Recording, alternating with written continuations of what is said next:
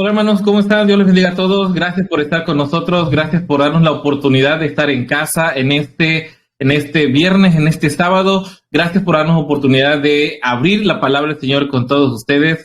Y en esta ocasión, como ven, han estado observando, ha estado cambiando la forma en cómo estamos platicando en la escuela sabática. Esta nueva modalidad nos da la oportunidad también de nosotros que estamos aquí en tiempo de reunión, de poder convivir con nuestros hermanos que estamos a la distancia. Bueno, por lo menos yo soy el único que no conoce a todos en persona.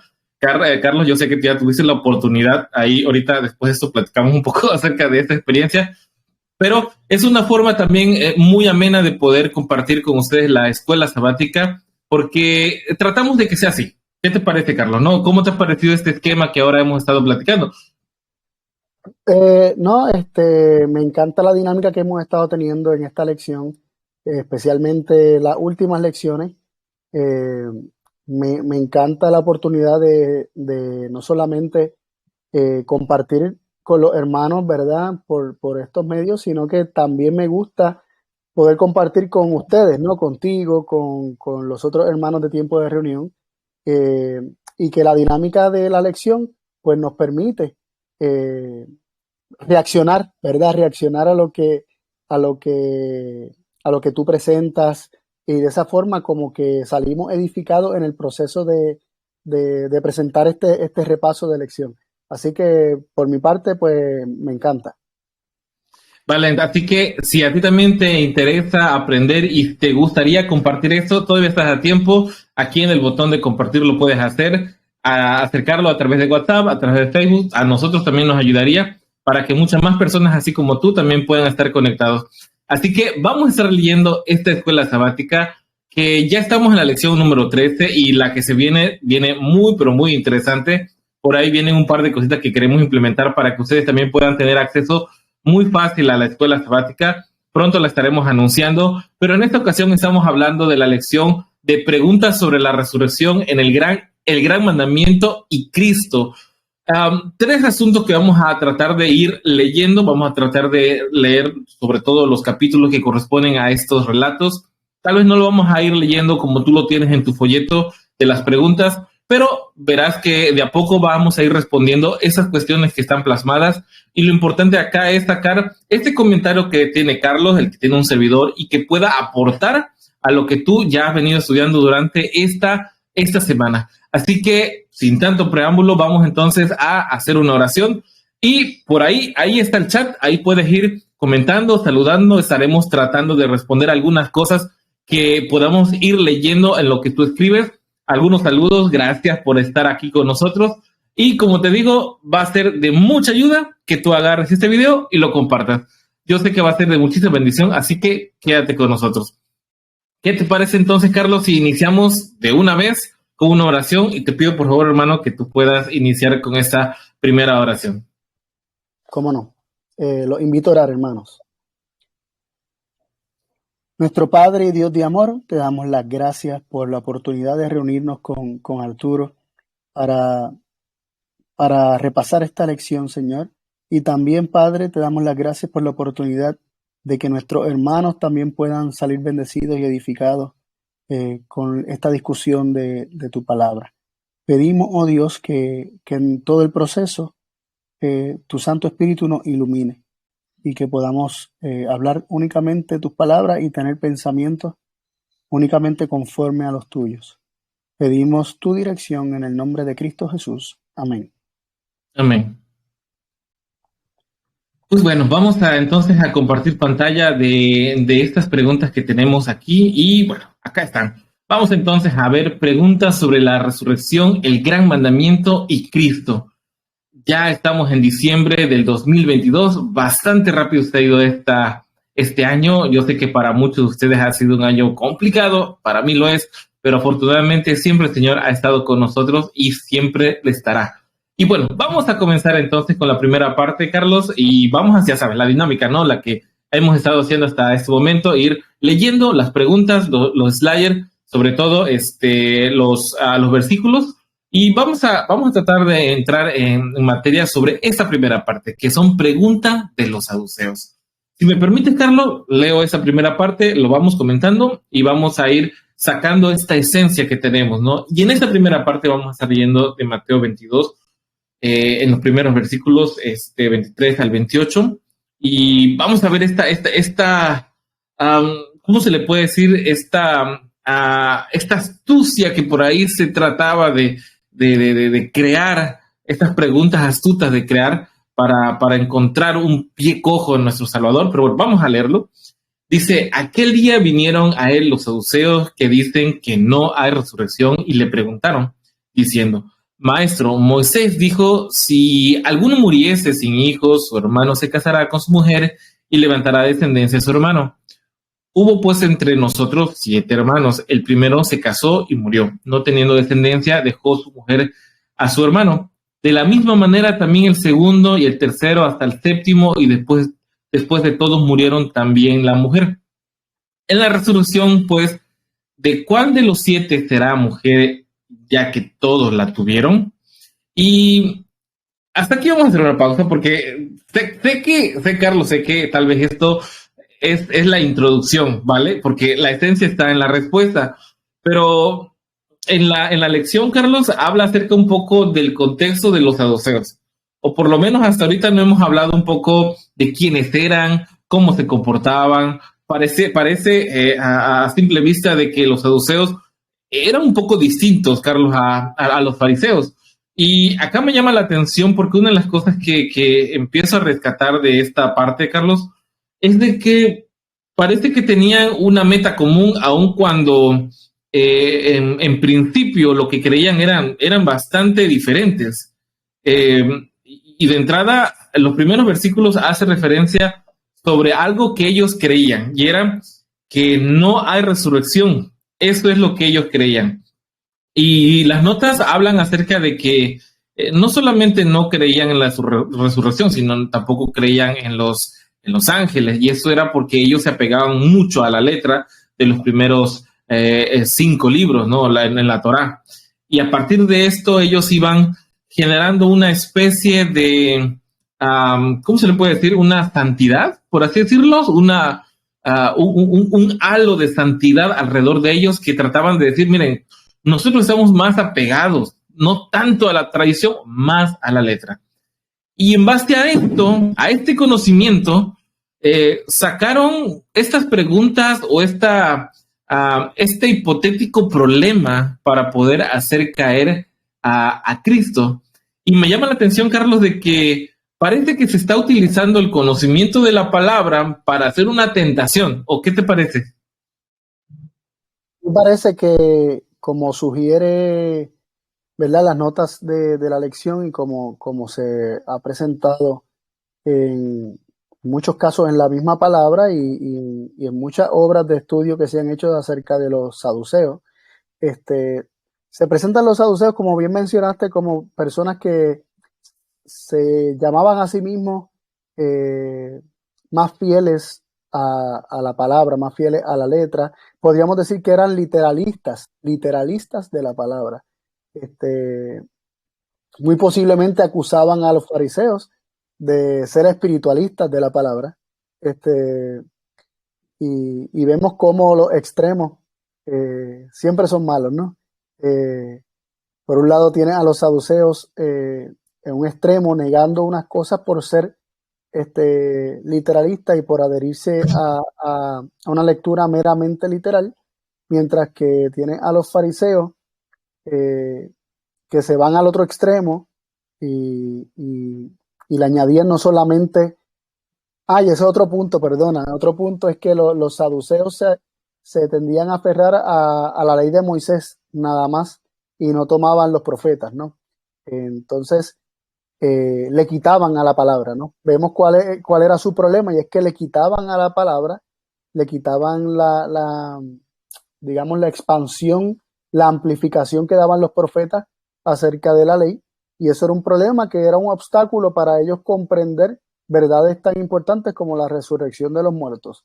Por otro lado, tenían a los fariseos, que le añaden a la palabra porque añadían todos los libros de tradición, ¿verdad? Y todos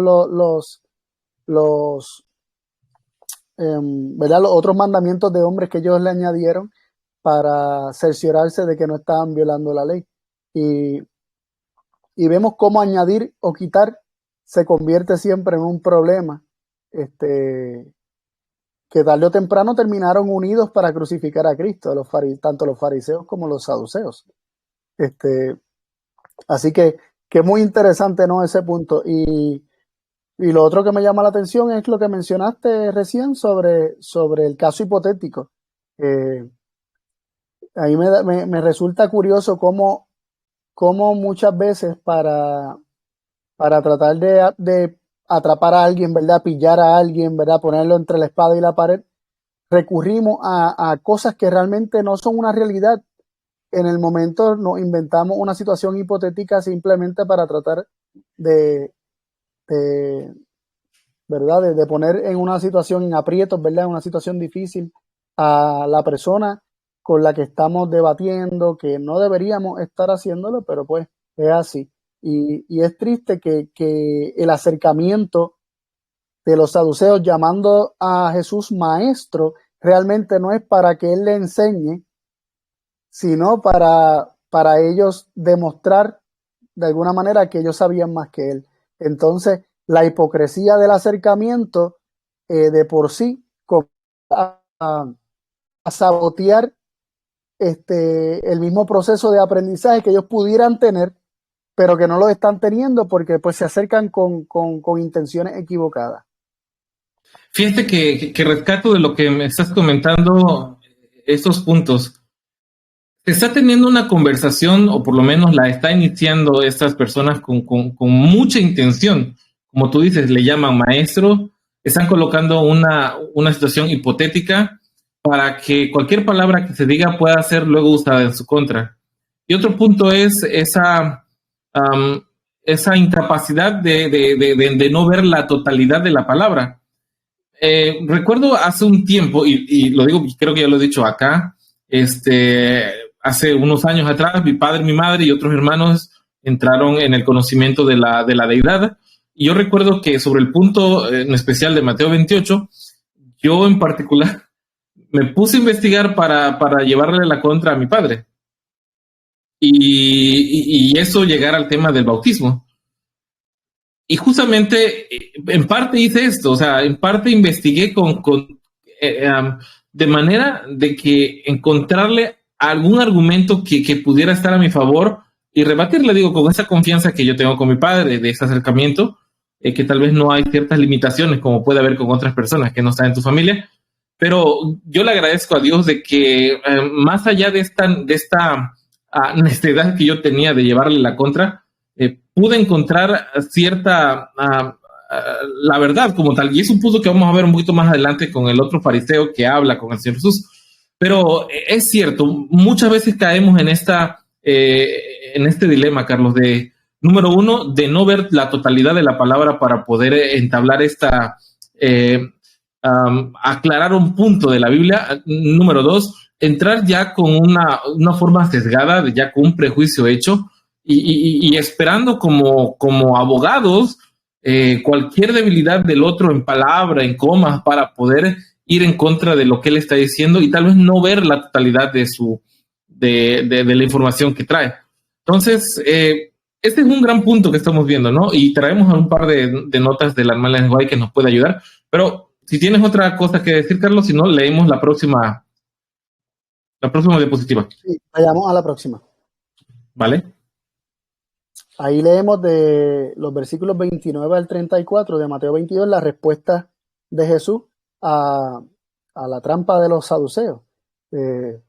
Y entonces respondió Jesús y les dijo: erráis ignorando las escrituras y el poder de Dios, porque en la resurrección ni se casarán ni se darán en casamiento, sino serán como los ángeles de Dios en el cielo. Pero respecto a la resurrección de los muertos, ¿no habéis leído lo que os fue dicho por Dios cuando dijo: yo soy el Dios de Abraham, el Dios de Isaac y el Dios de Jacob? Dios no es Dios de muertos, sino de vivos. Oyendo esto la gente se admiraba de su doctrina. Entonces los fariseos, oyendo que había hecho callar a los saduceos, se juntaron. Ahí no logro ver la última parte dame un segundo. Se juntaron a una. Ok, ahí, disculpa Disculpen, hermanos, esa interrupción. Así que los fariseos y los saduceos se juntaron a una. Me llama la atención porque ahorita estábamos hablando precisamente de esto, hace un ratito, ¿no? Hace unos minutos, cómo se unieron los fariseos y los saduceos, teniendo creencias tan opuestas, ¿no?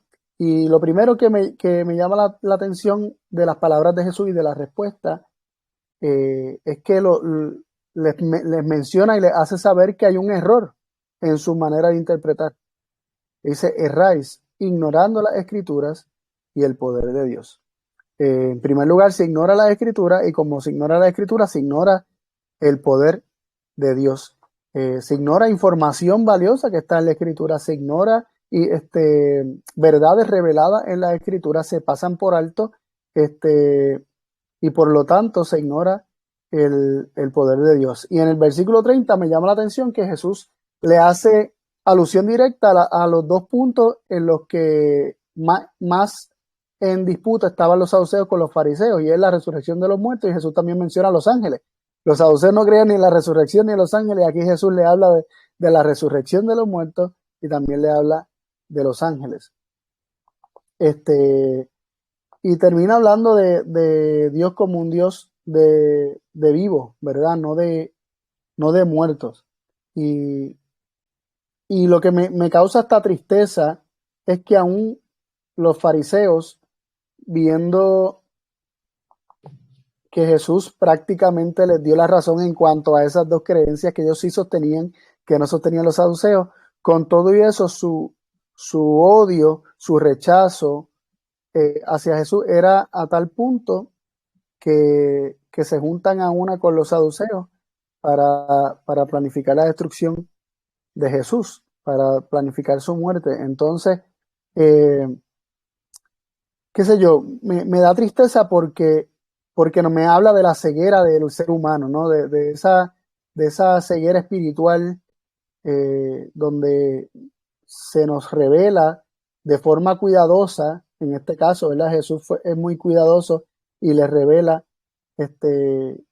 cosas que no están bien, que deben cambiar, pero el endurecimiento de corazón los lleva a buscar la forma de deshacerse de Cristo. No quiere escuchar lo que Jesús les quiere mostrar, rechazan la verdad, no quieren que se les muestre que están mal. Y vemos cómo se juntaron a una, y esto me acuerda del Salmo 2, ¿verdad? Que habla acerca de los príncipes y ¿verdad?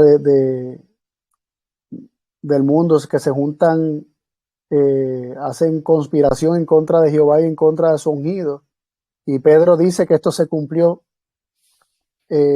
también, ¿verdad? Cuando se juntaron los líderes religiosos judíos con los líderes romanos para darle muerte a Cristo. Y habla de una situación muy, muy triste del ser humano, ¿verdad? El orgullo, la soberbia, el corazón endurecido. Es triste porque vemos a un Dios que envía a su Hijo para rescatar, para salvar, para proteger, para abrir ojos, ¿verdad? Para darle vista a los ciegos, para libertar a los oprimidos del diablo. Sin embargo, el ser humano no quiere. El ser humano prefiere su ceguera, prefiere su ignorancia de la Escritura, su ignorancia del poder de Dios. No quiere que se le muestre que está mal, ¿no? Y es triste que esa sea nuestra condición, y le doy gracias a Dios y por su misericordia y por su gracia, porque si de alguna forma el Señor está abriendo nuestros ojos en cuanto a muchas cosas, es solamente por su gracia y por su misericordia, no porque haya nada bueno en nosotros, porque nosotros somos igual de cabeciduros e igual de testarudos que los fariseos y los saduceos. Fíjate, Carlos, que me doy cuenta también de otro punto interesante, es de que había una historia hipotética, ¿vale? Estaba pidiendo respuestas sobre una situación en especial, y el Señor Jesús le responde con un principio. Entonces, le responde y le dice, con respecto a la resurrección de los muertos, no habéis leído, o sea, lo lleva a un principio que el oído lo que se ha dicho por Dios cuando dijo, yo soy el Dios de Abraham, de Dios de Isaac y el Dios de Jacob. Dios no es Dios de muertos, sino de vivos. No respondió de manera directa a esta historia que le estaban pidiendo una respuesta. Tal vez ellos esperaban decir, bueno, el primero y no sé, alguna respuesta así. Se les llevó a un escrito está para que ellos pudieran razonar por lo que estaba escrito sobre un principio ya dado. No sé, digo, bueno, por lo menos yo, junto con Roberto y Leandro, hemos pasado por este año, o estos años, por un proceso de aprender el tema del carácter de Dios de una manera distinta y agradezco a Carlos y a Dani por tener un poco de paciencia y no entrar en este juego de respuestas puntuales a una situación que si bien se puede contestar, no se entendería de la mejor manera, sino hasta que se lleva a un principio que es bíblico y no podemos despreciar entonces todos los textos que están en la palabra del Señor. Si esto yo lo hubiera aprendido antes, me hubiera ahorrado muchas cosas que viví en la iglesia, en la corporación adventista, en grupos en propio, en muchos lugares en donde más allá de llegar a la verdad, se llegaba más a quién tiene más razón en base al argumento A, B o C. Entonces, aquí también yo aprendo algo. Aprendo a que tenemos que tener la palabra de Dios presente. En efecto, no para discutir, pero sí para dar una respuesta certera con un escrito está, en donde siempre estemos exaltando, o por lo menos yo lo veo así, Carlos, estemos exaltando la palabra de Dios y no un argumento, no siguiendo la secuencia del enemigo, porque justamente los saduceos querían hacer eso, o sea, querían que siguiera sus pasos. Y el Señor se desmarcó muy bien de esta parte y contestó 2 preguntas acerca de los ángeles y acerca de la resurrección, justamente con la palabra. Entonces, hermanos, aquí hay algo que podemos tomar nota y la próxima vez que estemos tentados a debatir en Facebook, en un grupo de WhatsApp, en algún lugar de esos, tengamos presente esta forma de cómo contestó el Señor Jesús, para que si queremos transmitir la verdad de Dios, que sea exaltado Dios con la respuesta que demos y no entrar en este juego de contienda como tal a una respuesta a una pregunta que muchas veces trae esta, ¿cómo se le puede? Esta jiribilla, ¿no? Esta intención maliciosa detrás. Creo que sigue una nota por acá de la hermana Guay, pero no sé si tengas algo más que decir. No, vamos a continuar. La continuamos. Voy a leer eso, es muy interesante buscándolo. No recuerdo muy bien, Carlos, creo que es Testimonios para la Iglesia, tomo 3, esa es la abreviatura que tenemos acá. Dice, no siempre puede evitarse las discusiones. En algunos casos, las circunstancias son tales que deben elegirse de los 2 males el menor. ¿Qué es la discusión? Pero debiendo evitarse toda vez que se pueda, porque es resultado raramente honrando a Dios. Y justamente lo que estamos hablando, ¿no? Esto, y perdón por decirlo, y si alguien se siente ofendido, yo lo hago por mí, lo digo por mí, ¿vale? Estos videos reacción sobre lo que dijo un pastor, híjole, no sé, no es lo mejor, ¿vale? No es la mejor forma. Sigo leyendo, a ver si me explico un poco más. Sigo leyendo en el mismo capítulo. Dice, los ministros de Dios no debieran considerar como un gran privilegio la oportunidad de participar en una discusión.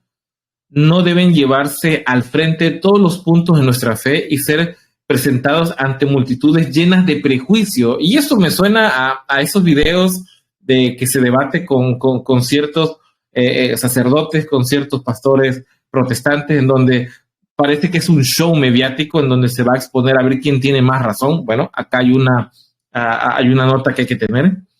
Dice, Jesús habló en parábolas ante los fariseos y saduceos, ocultando la claridad de la verdad bajo símbolos y figuras, porque ellos usarían incorrectamente las verdades que él les presentaba. Pero a sus discípulos les hablaba claramente.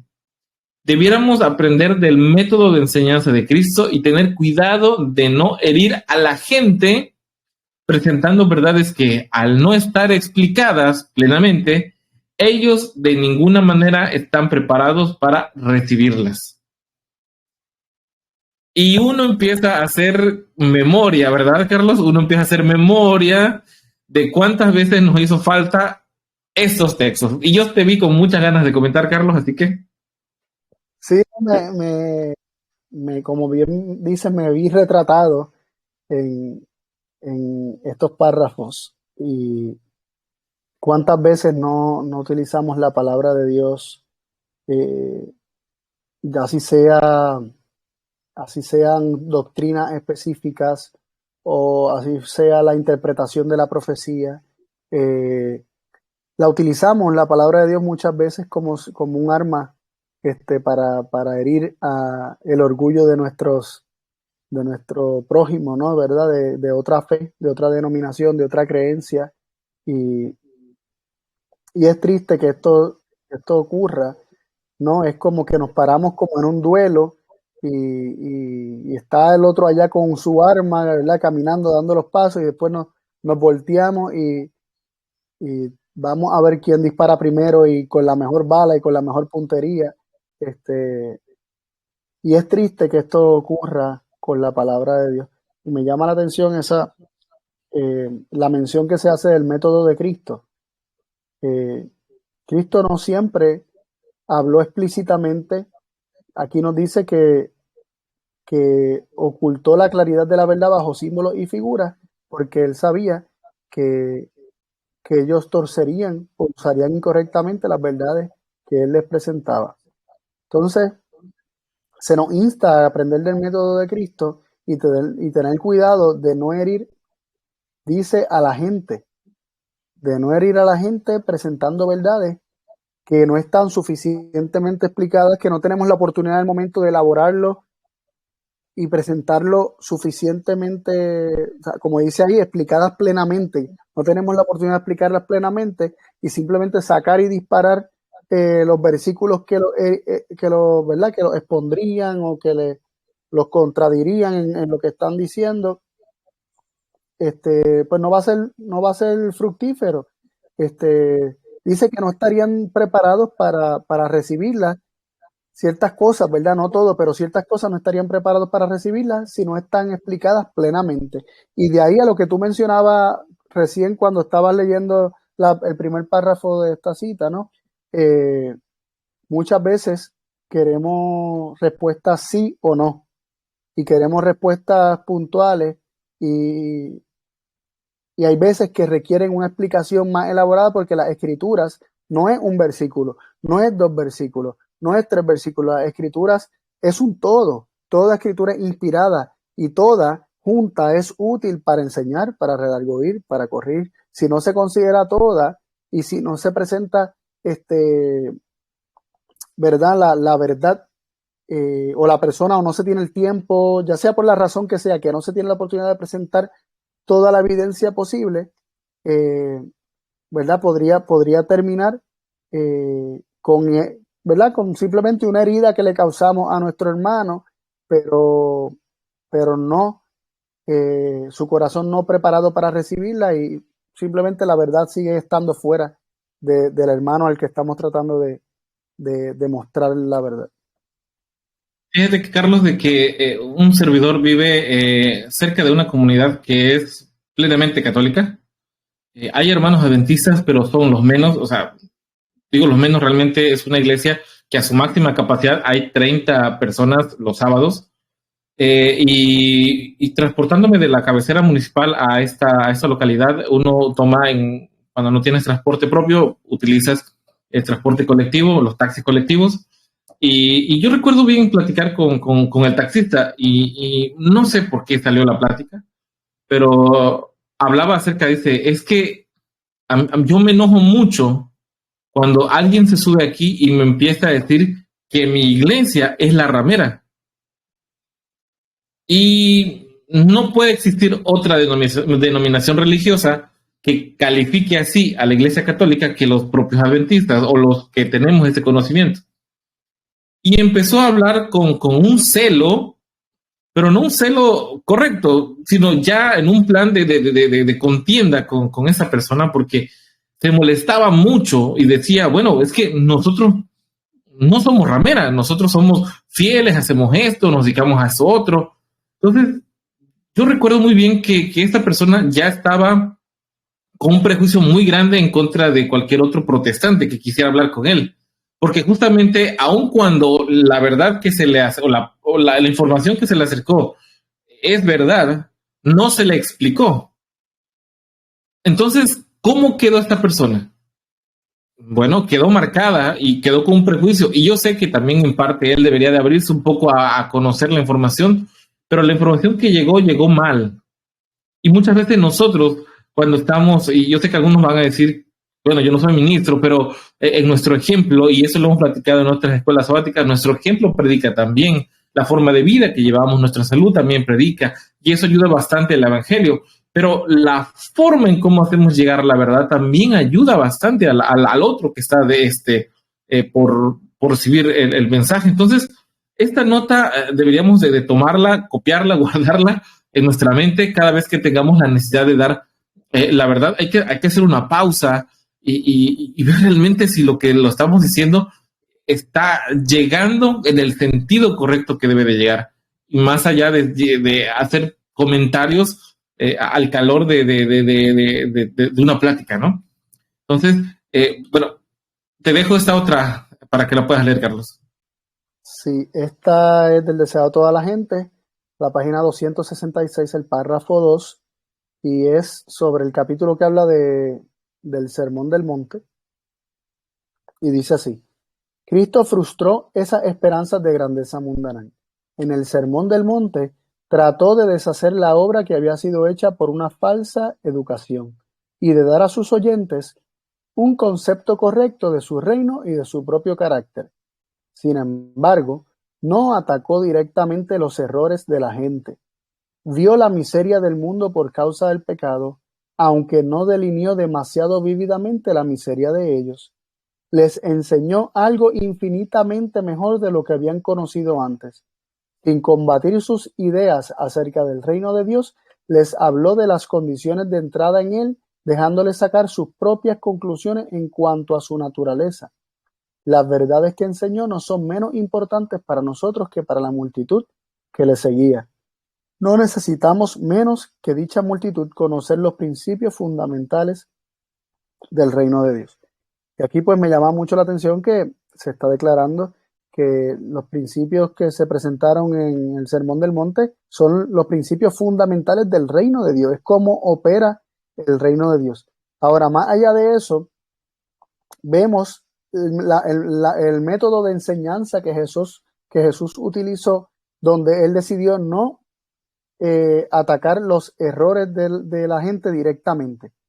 No los señaló, no estuvo señalándole, ustedes hacen así, pero debe ser así, y ustedes están mal en cuanto a esto, y ustedes están mal en cuanto a lo otro. No, él simplemente presentó los principios del reino de Dios, como el reino de Dios, y dejó que ellos sacaran sus conclusiones en cuanto a la naturaleza de ese reino, y que ellos tomaran sus decisiones posteriormente, que meditaran en estos principios.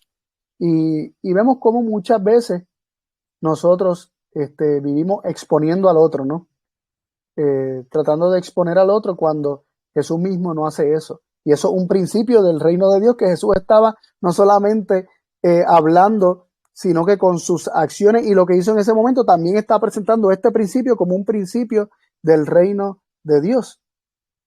Él presenta los principios de tal forma que estos puedan ser meditados, estudiados, que aunque la persona no acepte totalmente de primera instancia, pueda volver a su casa meditando en estas cosas y con deseos de realmente comparar esto con las ideas que se tenían, ¿verdad? De forma preconcebida, ¿verdad? Con anterioridad se tenían. Y en cuanto a esto, un ejemplo que me viene a la mente es el concepto que tenía casi todo el mundo en tiempos de Jesús acerca del Mesías. Era un concepto que hemos escuchado antes, ¿verdad? Casi todos creían que el Mesías vendría para conquistar los reinos de este mundo y exaltar a Israel a supremacía mundial. Y se esperaba ese Mesías, ¿no? Y Jesús no atacó ese falso concepto, de hecho, ni siquiera con sus discípulos. Nunca se sentó y les dijo, todos ustedes están mal concerniente a sus expectativas sobre el Mesías. Nunca les dijo eso. ¿Por qué? Porque si Jesús les baja con esa, cierra las puertas a que ellos estén expuestos a los principios del reino de Dios. Entonces, ¿Jesús qué decide? Decide, en lugar de exponer sus errores, decide presentarles los principios del reino de Dios y que ellos mismos saquen conclusiones de que ellos han estado teniendo ideas equivocadas concerniente al reino de Dios, y en este caso de este ejemplo que traje, concerniente a la misión del Mesías, ¿no? Que eso que comentas, lo estaba leyendo justamente acerca de los temas de A.T. Jones, acerca de la purificación del santuario, y él explicaba un poco acerca de que los primeros 3 años que estuvo el Señor Jesucristo con los discípulos, hablaba mucho en parábolas, hablaba con esos símbolos, y aprendieron, claro, pero se sembró en ellos ciertas verdades que no podían alejar de su mente, acerca del amor, de la compasión, de cómo él se preocupaba por las personas, cómo también él tenía un celo por la casa de Dios. Cuestiones bien claras, pero no explicadas. ¿Por qué razón? Y Jones habla acerca de que el evangelio como tal se explicó desde el Edén, pero a través del tiempo se fue perdiendo y se fue diluyendo lo que era el evangelio o el reino de Dios, de manera tal que cuando llegó el Señor Jesucristo, nadie tenía el concepto claro, y el hecho de darlo de lleno, como tú dices, no lo entenderían.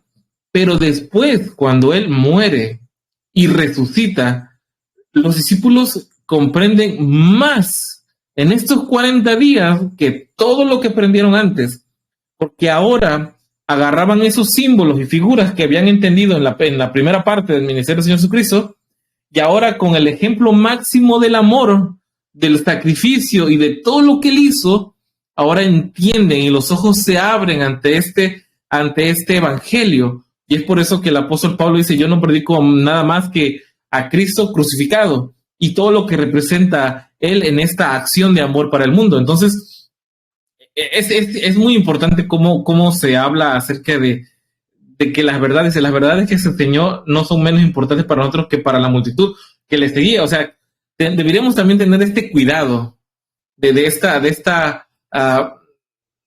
ir sembrando esa semilla, y que nosotros no seamos o no creamos ser el Espíritu Santo. No sé si me explico. O sea, sembrar la semilla, el que hace crecer la semilla es el Espíritu.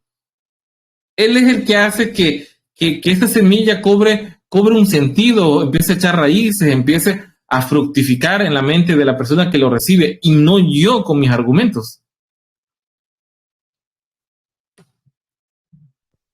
Totalmente. No tengo más para comentar de esta cita. Pasamos a esta parte que es el gran mandamiento.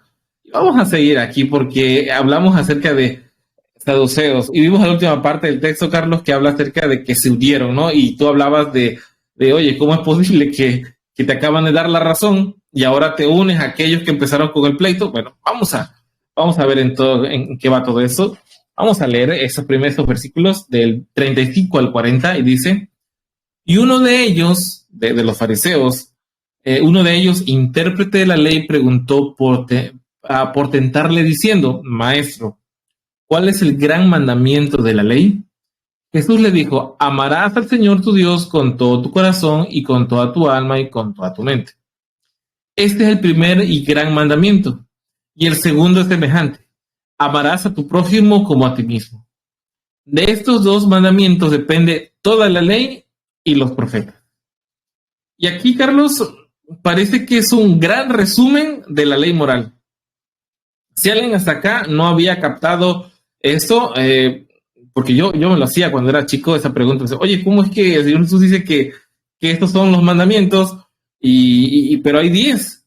Bueno, resulta que está haciendo un resumen. Y este resumen no sé con quién platicaba, pero nosotros sabemos que el carácter de Dios como tal está reflejado en su ley. Así que su ley está en el cielo. Así que esta ley no pasa desapercibida para los ángeles y no solamente está dado aquí en la tierra. Así que la pregunta sería, bueno, los ángeles, ¿cómo interpretan el mandamiento de cuidar a sus padres? Y en el entendido de que pues ellos no tienen padres. Pero cuando tú ves el resumen en dónde está ubicado el mandamiento de cuidar correctamente a los padres y honrarle, te das cuenta que está en esta segunda parte, que es amarás a tu prójimo como a ti mismo.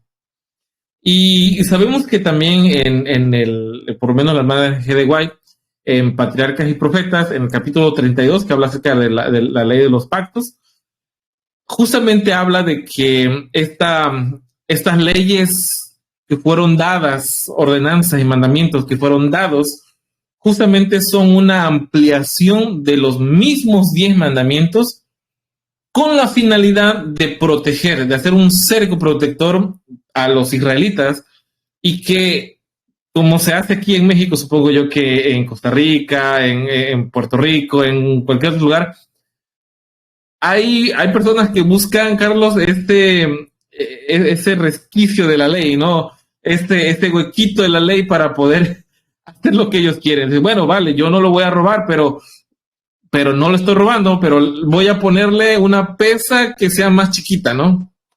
No le estoy robando, yo coloqué una pesa, se desgastó por el uso y pesa menos. Sé que se hace. Entonces, ¿qué hizo Dios? Bueno, amplió la ley de manera de que dice, bueno, vale, yo sé que yo dije en los primeros 10 mandamientos de que funciona de esta manera, pero para que no vaya a ser que otro por ahí se haga el vivo, describo de esta manera. Entonces, si se dan cuenta, el Dios como tal empieza a hacer esta ley más ampliada, pero fue dada de esta manera, Carlos, por la dureza del corazón. Es lo que hemos estudiado durante meses pasados, ¿no? La dureza del corazón se hace que Dios manda su ley y la hace un poco más clara para que la dureza del corazón no la interprete mal. Pero justamente el Señor Jesús está haciendo lo contrario, hace un resumen de la ley y lo deja tan hermosamente explicado de que pasa algo con ese fariseo. Pero bueno, antes de pasar a esta parte, quisiera escucharte sobre esos mandamientos. Sí, vemos que tanto esta parte como la anterior, como la de los saduceos ¿verdad? Las preguntas que le hicieron los saduceos y todo eso, eh, lamentablemente el acercamiento que se le hace a Jesús es un acercamiento, como mencioné ahorita, hipócrita, porque se viene con las intenciones de tentarle, no de aprender. Entonces en Juan 7:17 se nos dice que el que quisiera hacer la voluntad de Dios, ¿verdad? Que quisiera hacer su voluntad, conocerá la doctrina si viene de Dios o si viene de mí mismo, en caso de Cristo diciendo como que si viene de la carne, ¿no? Del hombre. Y vemos que solamente aquel que realmente quiere hacer la voluntad de Dios, que tiene el deseo de hacer la voluntad de Dios, sea cual sea esa voluntad, es quien conoce doctrina, es a quien se le revela la enseñanza. Y vemos que acercarse a Jesús para tentarle y no para realmente querer hacer la voluntad de Dios, porque realmente se quiere conocer la voluntad de Dios y se quiere recibir esa enseñanza, sino que se viene con la mente de tentar, es difícil penetrar este tipo de corazón. No es imposible, pero es difícil.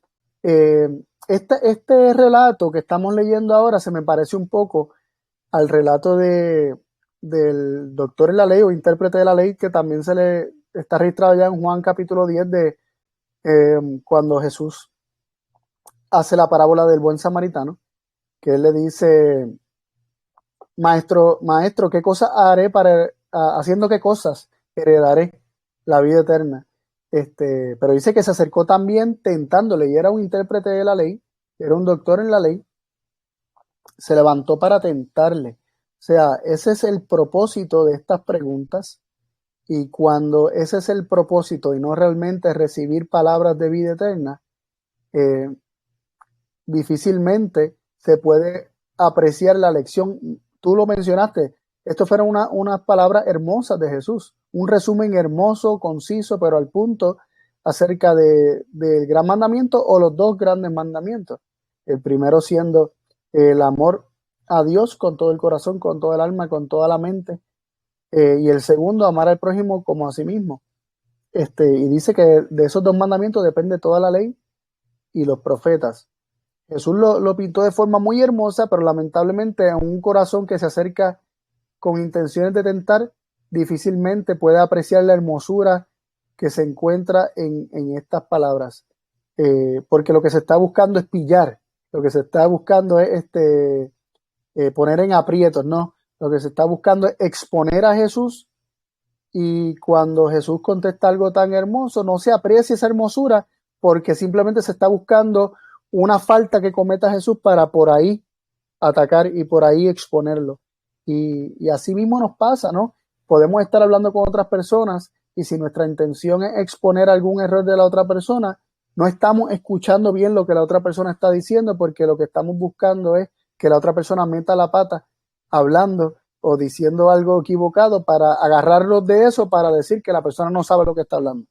Y deberíamos ser muy, muy cuidadosos con eso. No sé si pasamos al próximo slide. Sí. Pasamos al siguiente. Y ahí tenemos los versículos del 32 al 34. Y dice así: entonces el escriba le dijo: bien, maestro, verdad has dicho que uno es Dios y que no hay otro fuera de él. Y el amarle con todo el corazón, con todo el entendimiento y con todo el alma y con toda la fuerza, y amar al prójimo como uno mismo, es más que todos los holocaustos y sacrificios. Jesús entonces, viendo que había respondido sabiamente, le dijo: no estás lejos del reino de Dios. Y ya ninguno osaba preguntarle. Y esto que estamos viendo aquí, esta respuesta que le dio de vuelta, ¿verdad?, el escriba, el intérprete de la ley, es una respuesta que, ¿verdad?, termina diciendo: es cierto lo que contestaste bien. O sea, le está dando la razón a Jesús. Y Jesús también le da la razón diciendo de que había respondido sabiamente cuando él hace, ¿verdad?, los señalamientos de que Dios es uno, de que no hay otro fuera de él. Me da la sensación de que se nos pasaron algunos versículos anteriormente. No sé si le puedes dar una para atrás para estar seguro.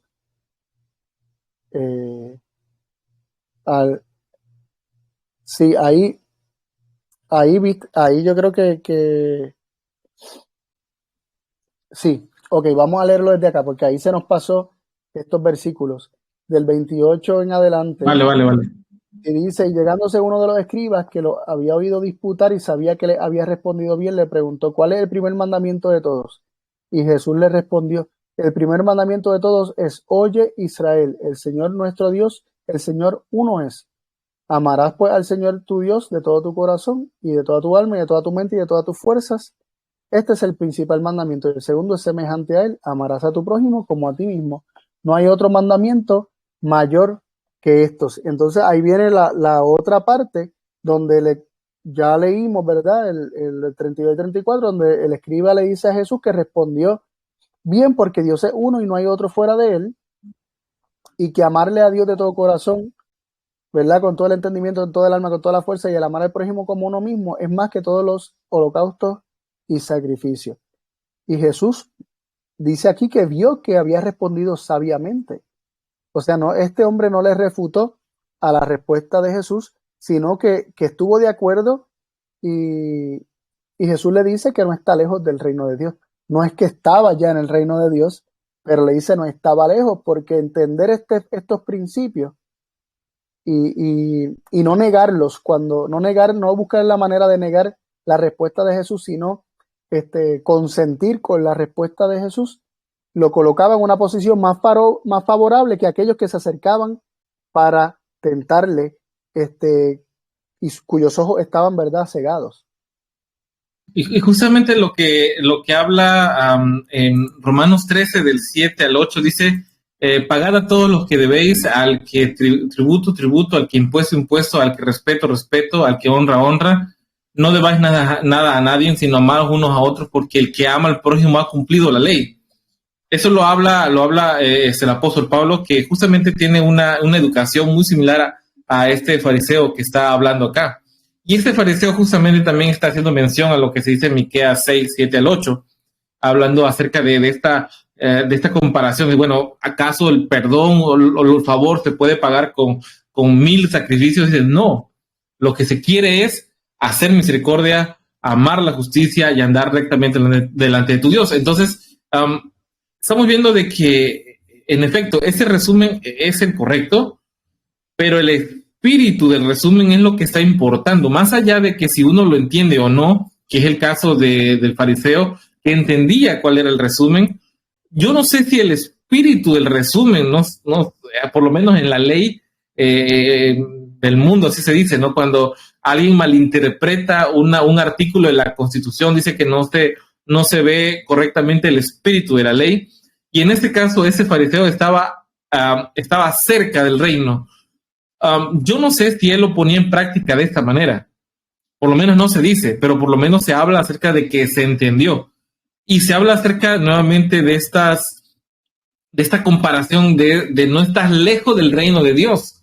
Y si uno hace la búsqueda de la palabra reino de Dios en el Nuevo Testamento, vemos que Lucas por lo menos y Marcos tiene bastantes textos acerca de esto y siempre hace referencia a símbolos, hace referencia a ciertas a historias, acerca de narraciones, todas ellas te van llevando de la mano a entender cuáles son los principios del reino de Dios. La pregunta que queda en el aire es, este hombre, Carlos, ¿tú crees que haya entendido realmente el espíritu del mandamiento? No lo sé, por lo menos no lo dice, pero el reconocerlo ya lo acercaba.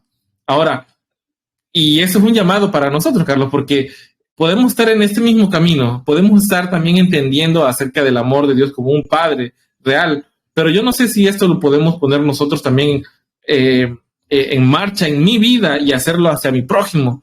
Y bueno, vamos a pasar a la siguiente diapositiva porque ahí hay algo de eso en los comentarios que tenemos ahorita.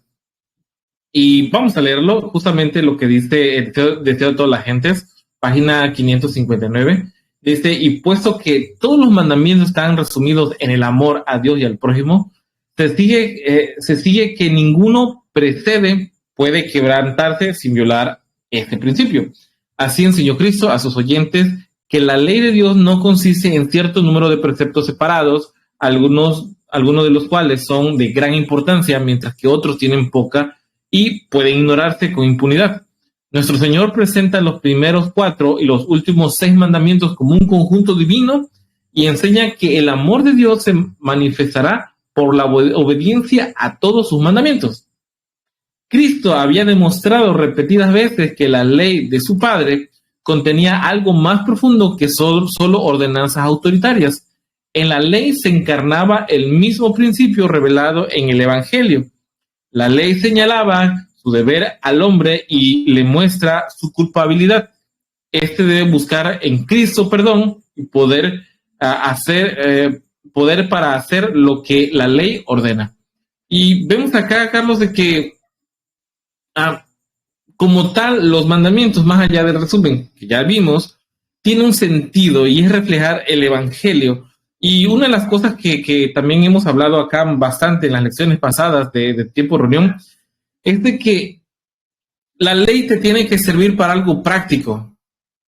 En este caso, la ley te está demostrando que es el carácter de Dios. Y si ese carácter de Dios no se está reflejando en ti y no te está ayudando primeramente en tu familia, no te está ayudando primeramente en tu círculo cercano, no te está ayudando en tu iglesia, estás perdiendo el espíritu de la ley. Porque justamente tú amas a Dios, pero no amas a tu prójimo, entonces pareciera de que estamos quitándole a uno el peso que se merece y a otro elevándolo a otra categoría.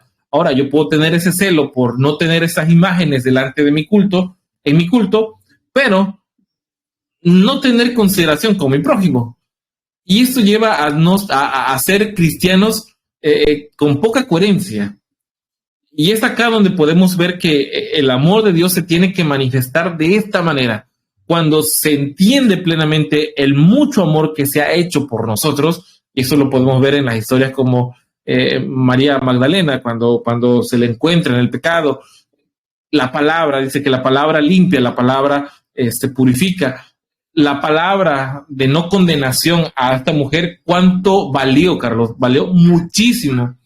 Por lo tanto, de ahora en adelante, la palabra que ella recibía del Padre valía tanto que no importara lo que pasara, ella lo demostraría siempre.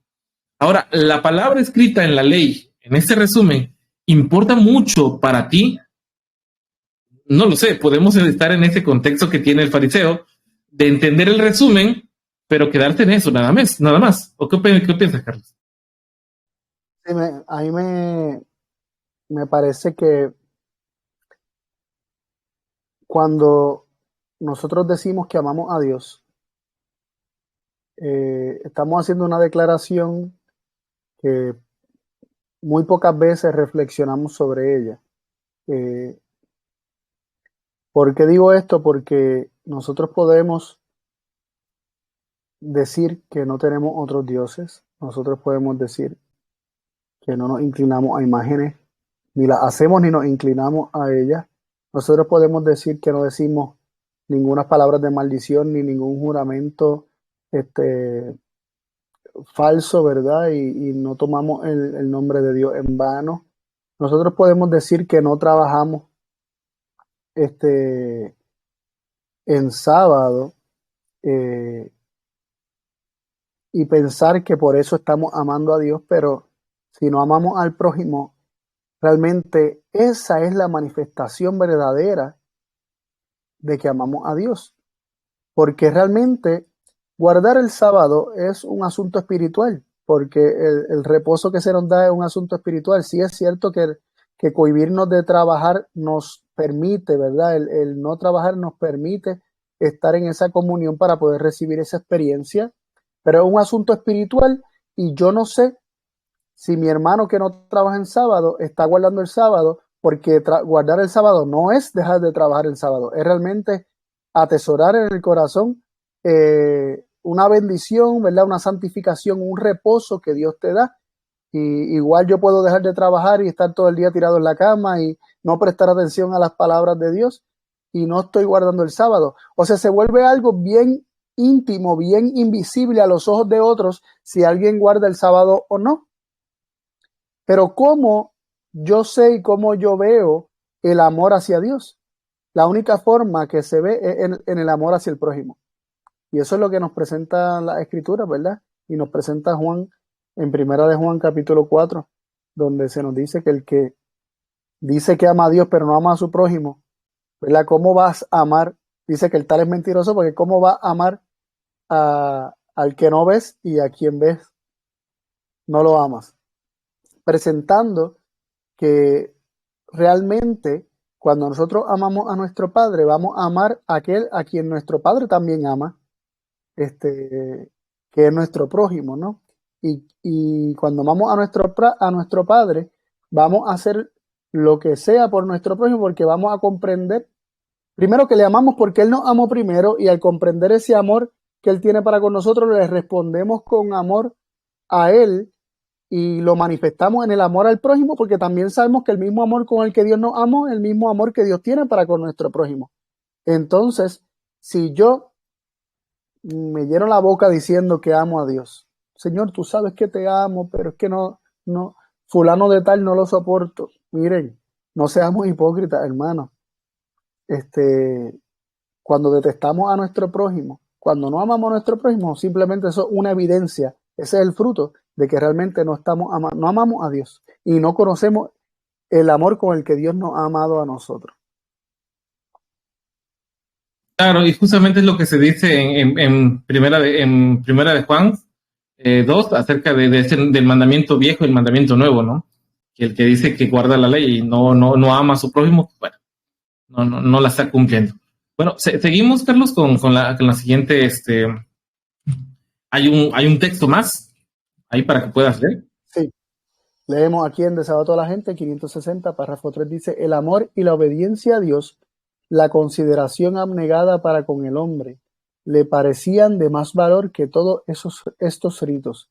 La disposición de este hombre a reconocer la corrección del raciocinio de Cristo y su respuesta decidida y pronta delante de la gente manifestaban un espíritu completamente diferente del de los sacerdotes y gobernantes. El corazón de Jesús se compadeció del honrado escriba que se había atrevido a afrontar el ceño de los sacerdotes y las amenazas de los gobernantes al expresar las convicciones de su corazón. Jesús entonces, viendo que había respondido sabiamente, le dice: no estás lejos del reino de Dios. Vemos aquí que Jesús quiso honrar la sinceridad de este hombre, que no le importó el ser cuestionado o al ser juzgado, el ser rechazado, porque reconocía que Cristo había contestado correctamente.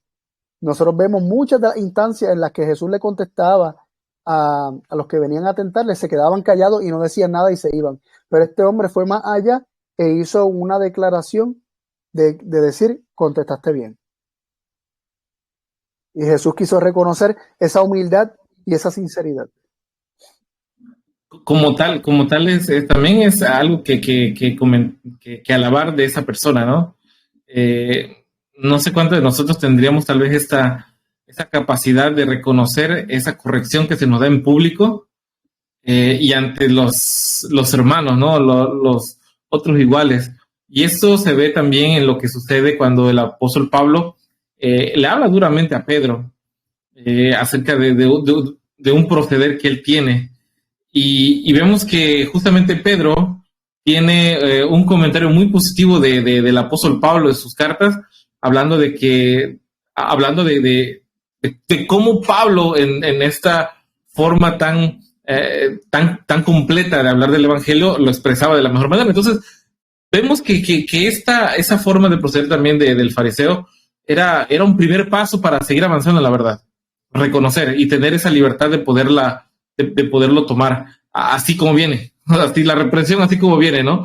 Entonces es otro punto para poder aprender de cómo deberíamos nosotros de reaccionar ante este llamado de atención que se nos puede hacer.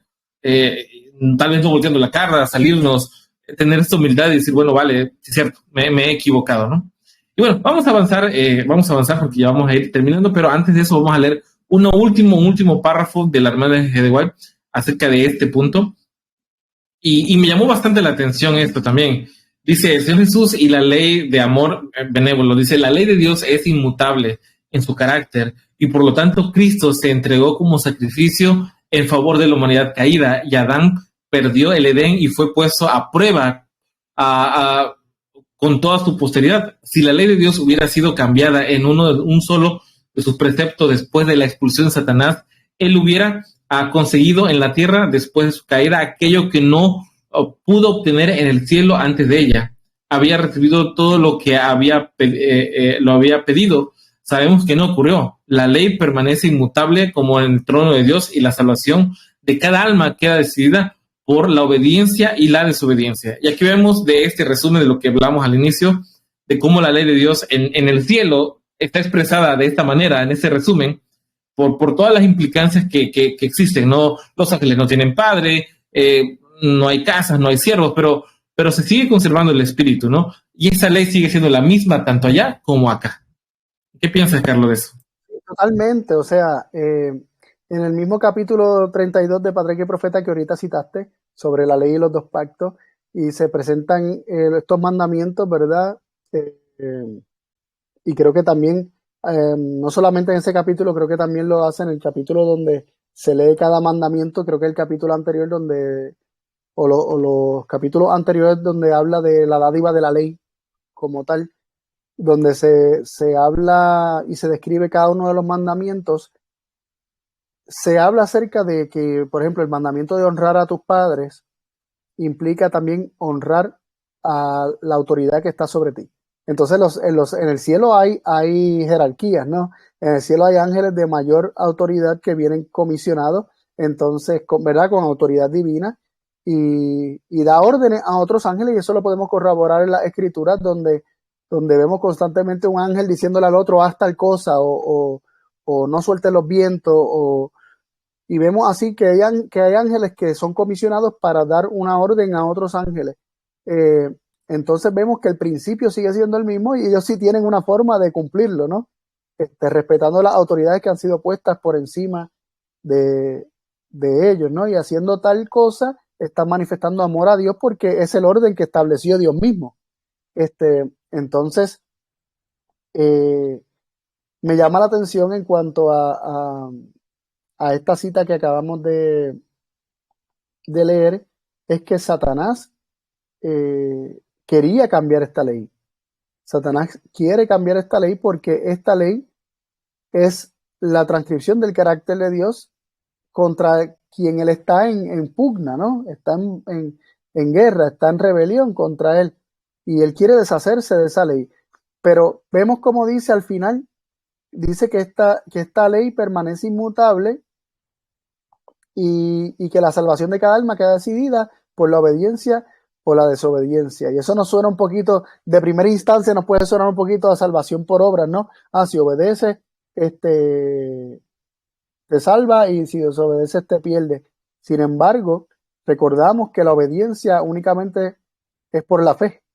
Únicamente se puede obedecer por la fe. Entonces, realmente la fe, aquello que se apropia de la justicia de Dios para que entonces esa justicia se pueda manifestar en obediencia. Otro punto sobre esta última declaración es que la ley, como ya vimos, fue resumida en amor.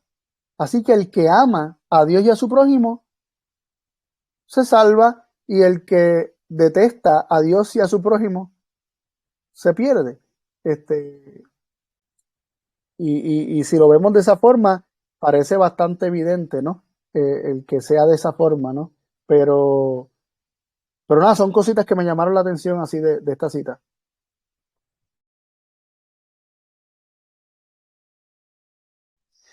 Ahí, ahí, ahí vamos a leer, ¿verdad? Esta cita que se encuentra en el Ya es la última de esa primera parte y está muy interesante también esa, no podemos dejarla fuera.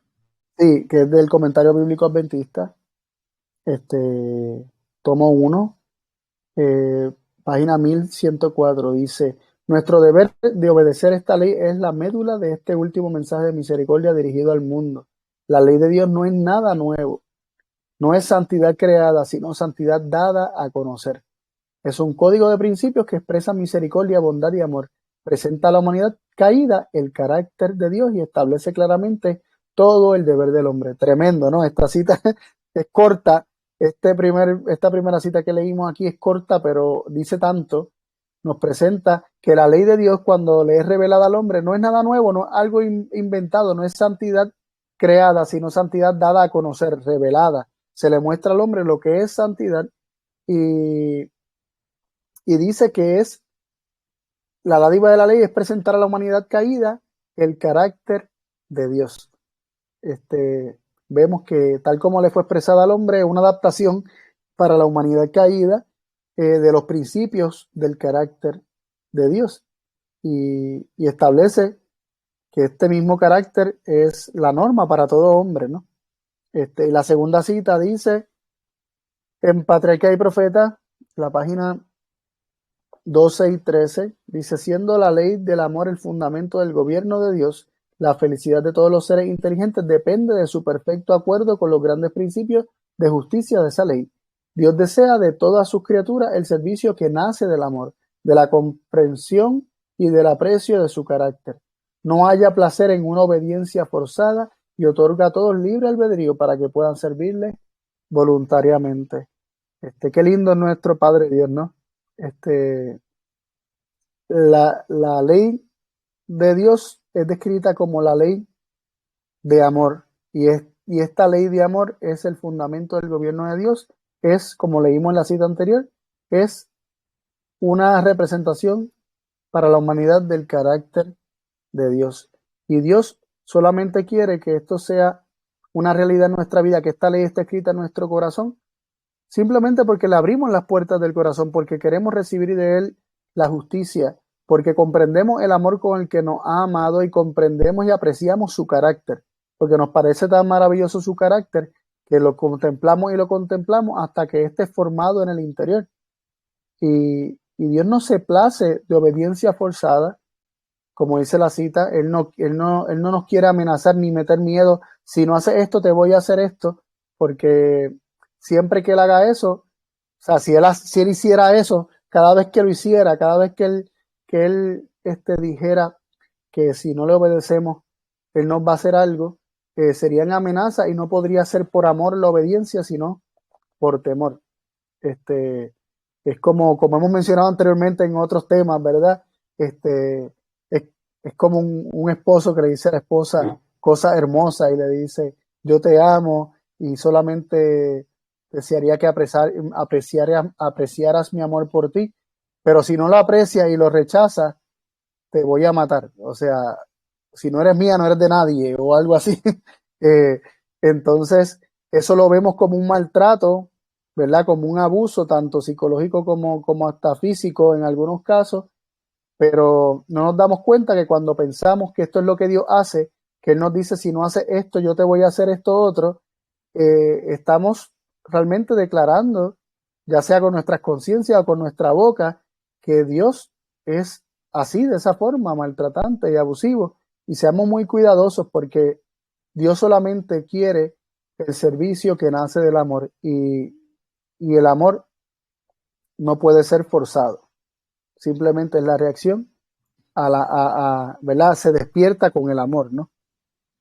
Tal cual, tal cual. La verdad es impresionante cómo hemos crecido en un mundo cristiano con un entendimiento del carácter de Dios completamente equivocado, y colocando a Dios atributos que vienen más de nosotros que de Él. Y es por eso que cuando vemos a la ley más como un estorbo para nuestra vida, pues no le encontramos sentido.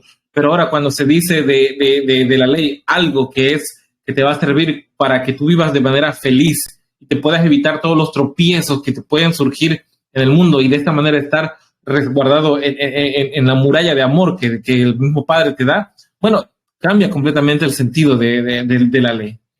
Y bueno, vamos a ir ya cerrando esta parte, algo nada más para apuntar aquí, ya para terminar. Dice, cuando Dios ocupe el trono del corazón, su lugar legítimo, nuestro prójimo recibirá el lugar que le corresponde. Le amaremos como a nosotros mismos únicamente cuando amemos a Dios de una forma suprema. Será posible amar a nuestro prójimo imparcialmente. Deseo a todas las gentes. Es realmente impactante. No hay mucho más que comentar acá. Solamente es así. Cuando tengamos claro el amor de Dios, es entonces cuando eso brotará alrededor. Porque sabremos de que mi hermano justamente está en el mismo camino que yo. ¿Vale? Es hijo del mismo padre que yo. Por lo tanto, entenderá lo que está pasando él. Y bueno, pasamos a esta última parte. Realmente son un par de textos acá, de que ahora es Cristo el que hace el comentario. ¿Y qué te parece si lo lees, Carlos, por favor? Mateo 22, 41 al 46 dice, y estando juntos los fariseos, Jesús les preguntó diciendo, ¿qué pensáis del Cristo? ¿De quién es hijo? Le dijeron, de David. Él les dijo, pues cómo David en el Espíritu le llama Señor diciendo, dijo el Señor a mi Señor, siéntate a mi derecha hasta que ponga a tus enemigos por estrado de tus pies. Pues si David le llama Señor, ¿cómo es su hijo? Y nadie le podía responder palabra, ni osó alguno desde aquel día preguntarle más. Lo dejaron quieto, lo dejaron tranquilo. Jesús le cita un versículo de los Salmos donde David dice que dijo el Señor a mi Señor, es decir, como que dijo Jehová a mi Señor, siéntate a mi diestra hasta que ponga a tus enemigos por estrado de tus pies.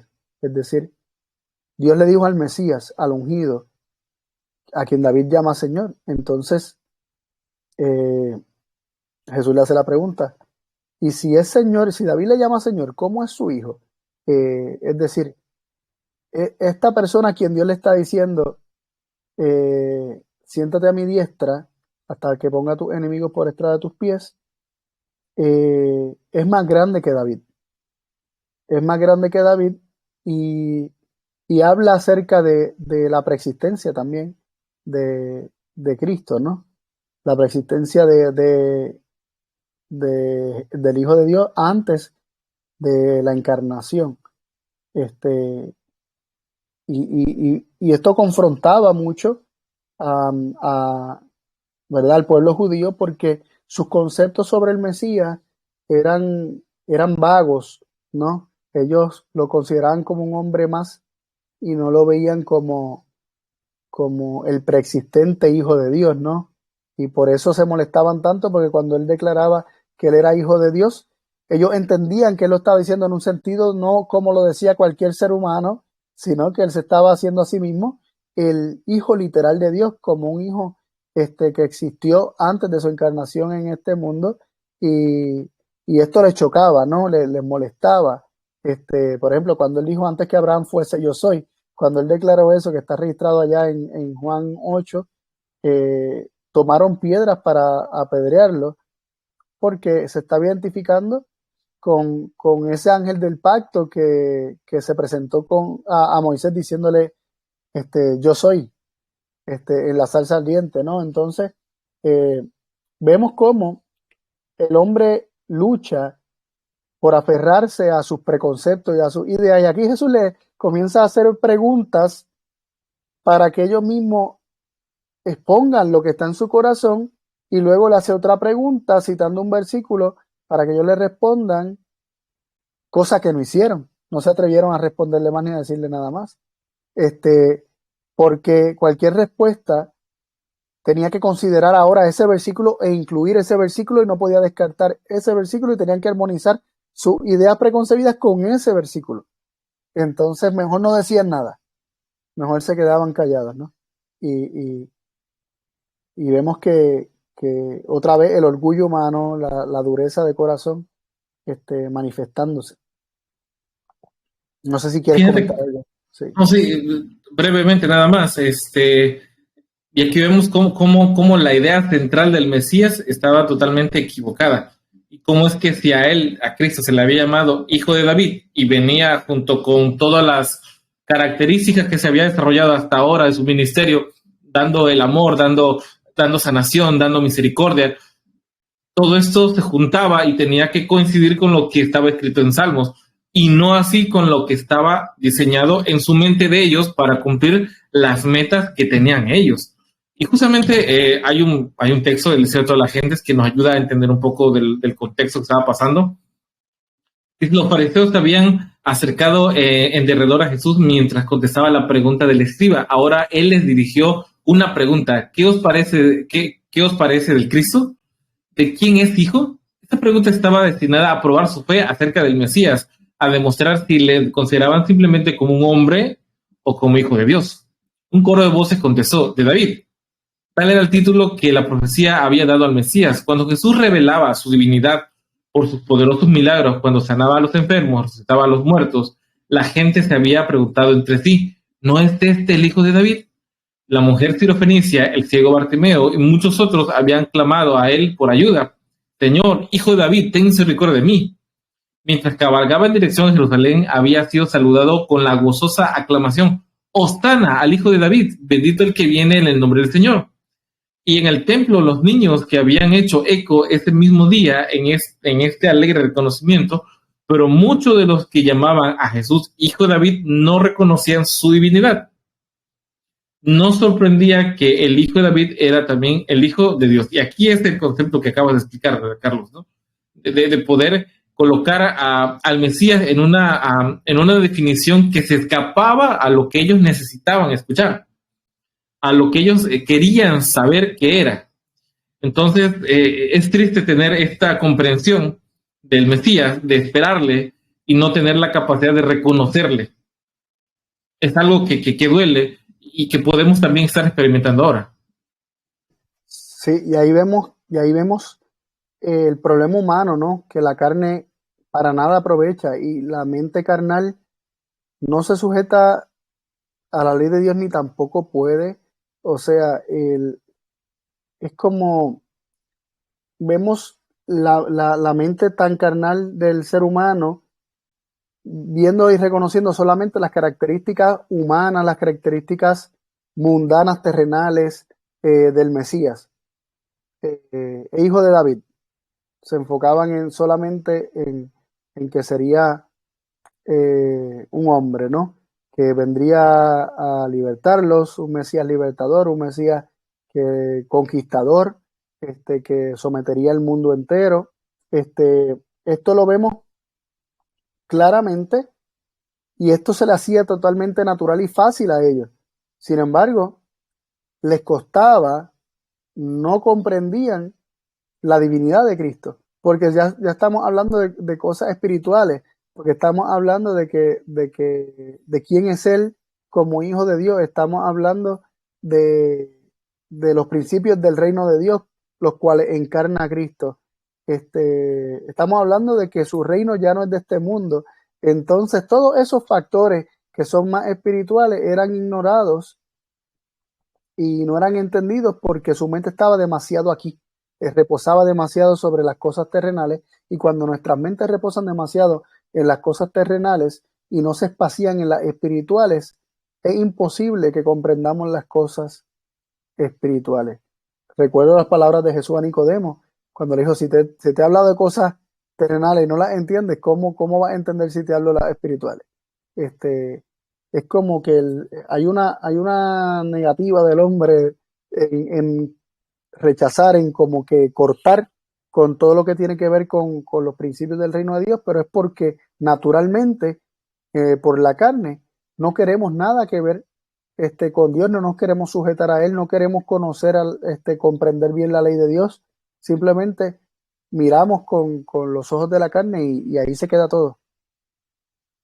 Sí, sí, sí. Vamos a leer una más. Ya terminamos casi. La verdad ha estado muy, muy interesante, pero te la dejo, Carlos. Leemos, en respuesta a la declaración de que Cristo era el hijo de David, Jesús dijo, pues ¿cómo David en espíritu, el espíritu de inspiración proveniente de Dios, le llama Señor diciendo, dijo el Señor a mi Señor, siéntate a mi diestra, entre tanto que pongo tus enemigos por estrado de tus pies? Pues si David le llama Señor, ¿cómo es su hijo? Y nadie le podía responder palabra, ni osó alguno desde aquel día preguntarle más. Eh, esta cita, del deseo de toda la gente, eh, me llama mucho la atención este pequeño párrafo, no parece decir mucho más distinto a lo que dice el versículo, pero dice que David dijo en espíritu y luego se declara entre corchetes que el espíritu de inspiración proveniente de Dios. Eh, y ese espíritu de inspiración proveniente de Dios es el espíritu de Cristo que le habló a los profetas y le anunciaba las cosas que tenían que ver sobre sí mismo, como dice en 1 Pedro capítulo 1, versículos 10, 11, 12, por ahí, lo podemos leer. Vemos que Cristo mismo declaró por medio de David estas palabras, ¿verdad? Inspiró estas palabras y, y, y vemos que son palabras que le fueron reveladas a David y nos son reveladas a cada uno de nosotros. Es decir, como mencionamos hace un momento, Cristo en, en su divinidad, por medio de su espíritu, le habló a David, se comunicó con David, le inspiró a David para revelarle estos decretos que el Padre le había dado. Es como dice también en el Salmo 2, yo declararé el decreto. Jehová me ha dicho, mi hijo eres tú, yo te he engendrado hoy. Este tipo de declaraciones que todas apelan a la divinidad de Cristo y todas apelan a su eternidad, ¿verdad? Y a su condición de hijo desde la eternidad, eh, eran pasadas por alto, no eran consideradas, y es muy lamentable que hoy en día todavía no se comprendan todos estos asuntos de la naturaleza divina de Cristo y por qué Cristo es Dios y cómo es que es hijo de Dios, en qué sentido Cristo es el hijo de Dios. Pero está muy claro en las escrituras. El problema somos nosotros, ¿no? El problema es nuestro corazón endurecido, que ya tenemos un Mesías, es el que queremos, no queremos otro distinto, y aunque veamos las evidencias que se nos presenten, pues nos resistimos, pero que Dios nos ayude a que su verdad penetre en nuestras mentes, nuestros corazones, y, y no seamos como todos estos fariseos que hemos visto y los mismos saduceos que endurecen el corazón y se van y no quieren considerar las palabras de Cristo. No seamos así, sino más bien aceptemos las verdades que Cristo nos vino a revelar, aceptémosla y contrastémosla con los errores o con las ideas que tenemos ya preconcebidas, y si nuestras ideas no aguantan el escrutinio y el escudriñamiento de la palabra y el sumarlo todo y el traerlo todo, despojémonos de nuestras ideas, seamos lo suficientemente humildes, pidámosle a Dios que nos dé un corazón humilde para no resistirnos ni aferrarnos, o sea, no resistirnos a la verdad ni aferrarnos a nuestra mentira. Wow, ha sido muy interesante esa lección con esas tres partes que tuvimos acerca de cómo fuimos avanzando, ¿no, Carlos? Cómo fuimos viendo viendo la tentación, estas preguntas un poco en el sentido de un buscapié, y cómo aprendimos también esta parte, ¿no? a no entrar en este juego, ¿no? En este juego del debate, de entender el mandamiento de Dios como tal, en el sentido en el que está escrito los mandamientos, en esta comprensión del carácter, el amor de Dios. Y terminamos con esta última parte de las preguntas ahora de Cristo hacia los fariseos, aquellos que estaban tentándole, de quitarles de entrada de darle los argumentos necesarios para que puedan reflexionar acerca de qué concepto tenían ellos, la palabra de Dios clara, el Mesías, en este caso el Mesías. Así que todo esto puede tomar de una manera más en un gran resumen bueno, creo yo de que hemos avanzado hasta acá en la luz y muchas veces nos hemos tropezado, hemos tenido ciertas conjeturas, hemos tratado de avanzar conforme a lo que hemos visto y hemos entendido, pero hasta acá hace falta que Cristo nazca en nosotros en la correcta comprensión de lo que es Él, en el amor realmente que es Él, de cómo es su carácter, de cómo funciona. De manera vamos a poder observar en la Biblia temas que tal vez en otro momento se nos habrán pasado y que ahora van a tener muchísimo sentido, quitarnos esos prejuicios que tenemos y avanzar más en lo que es la escritura completa, ¿no? En esta totalidad. Y pues bueno, hasta acá, no sé qué han pensado, hermanos, los que han estado ahí presentes en el chat, les agradecemos bastante. Carlos, ¿qué te pareció esta lección? No, muy bueno reflexionar sobre estas cosas, específicamente ponernos a nosotros en el lugar de los saduceos, de los fariseos, y permitirle al Señor revelarnos si estamos siendo de esa forma nosotros también, ¿no? Si nos estamos comportando en la carne como únicamente la carne se sabe comportar, o si estamos permitiendo que los rayos de la luz de la verdad que Cristo vino a traer, pues realmente iluminen nuestra vida. Bien, y pues bueno, espero que también para los que están ahí en casita haya sido de gran bendición, y pues bueno, vamos a terminar, Carlos. Vamos a orar, así que yo les pido a todos que están en casa, si tienen la capacidad de tener un momento con nosotros, por favor, acompañen. Vamos a hacer una oración para terminar. Padre Santo que estás en los cielos, gracias, Padre, porque durante esta semana tú nos has traído ese mensaje que platicándolo con Carlos, platicándolo en casa, con nuestra esposa, con nuestro esposo, con nuestros hijos, tal vez hemos obtenido un mensaje muy importante que hace años nos hacía falta llegar a nuestra vida. Te pido, Padre, perdón porque hasta ahora hemos avanzado en la luz que hemos recibido, pero ahora queremos avanzar no solamente en el conocimiento de la letra, sino ir avanzando entendiendo de que hay una aplicación en amor hacia ti. Padre, permítenos poder tener esta capacidad de entendimiento y darla a más personas que también como nosotros hacen falta de estar en la plenitud del amor de ti, de lo que tú has hecho, de lo que puedes hacer por nosotros. Acompáñanos en esta noche. Gracias, Padre, por darnos libertad de usar todavía la tecnología, de hacer estas reuniones. Así que, Padre, te agradecemos muchísimo por tu gran misericordia y tu gran amor. Todo eso lo pido en el nombre de tu Hijo, el Señor Jesús. Amén. Vale, pues muchísimas gracias, hermanos, a todos los que han estado presentes hasta ahora. Carlos, gracias por compartir contigo esta reflexión. Y pues bueno, va a estar ahí grabado, va a estar Después de eso va a quedar en YouTube. Tú puedes agarrarlo, publicarlo, mandarlo a más personas, que si ahora, hasta este momento te convenciste que era algo muy interesante, bueno, tienes la oportunidad de compartirlo. Así que Dios te bendiga y que tengas un lindo sábado.